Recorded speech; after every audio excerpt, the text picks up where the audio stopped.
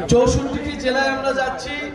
30 দিনের মধ্যেই আমাদের 64টি জেলায় প্রোগ্রাম করতে হবে এবং বাংলাদেশের ইতিহাসে এত কম সময়ে পুরো সারা দেশ ব্যাপী এরকম লং মার্চ আর কখনোই হয় নাই। জাতীয় নাগরিক পার্টির উদ্যোগে এবারই প্রথম আমরা দেশ গঠনের নতুন বাংলাদেশ বিনির্মাণের আহ্বান জানাচ্ছি।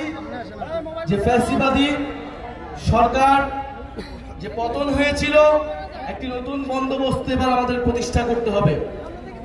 এই উত্তরবঙ্গের প্রবেশদ্বার বনপাড়ার এলাকাবাসী, আপনারা জাতীয় নাগরিক পার্টির সাথে থাকবেন, আমাদের সাথে থাকবেন এবং ইনশাআল্লাহ আমরা আপনাদের সাথে থাকব। আপনাদের এখানে যে সন্ত্রাস, চাঁদাবাজি, হত্যাকাণ্ড, আমরা এই সব কিছুর বিচার চাই।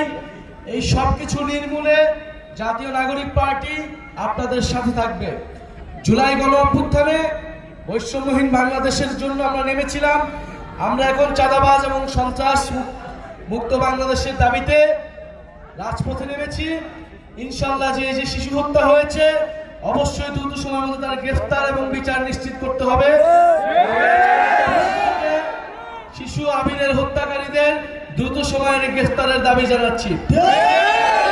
আমাদেরকে ক্ষমাপূর্বক দৃষ্টিতে দেখবেন যে আমরা খুব অল্প সময়ের জন্য আপনাদেরকে সময় দিতে পারলাম, কারণ আমাদের সিরাজগঞ্জ এবং পাবনায় আমাদের নাটোরের প্রোগ্রাম শেষ হয়েছে। আরো 2টি জেলায় মানুষ এখনো দাঁড়িয়ে আছে, তো আমাদেরকে আসলে যেতে হবে। কিন্তু আপনারা যে ভালোবাসা নিয়ে আমাদেরকে এখানে আপনারা আটকালেন, আমাদের কথা শুনলেন, সেটার জন্য আপনাদেরকে ধন্যবাদ।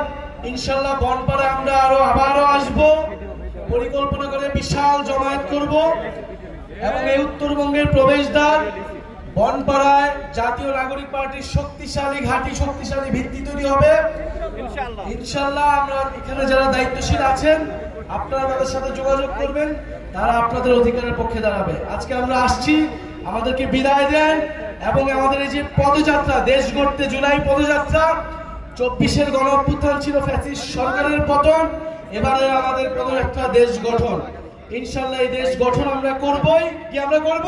দেশ গঠন করবে বনপাড়ার ছাত্র জনতা, দেশ গঠন করবে ইনশাআল্লাহ। আমরা দেশ গঠন করব।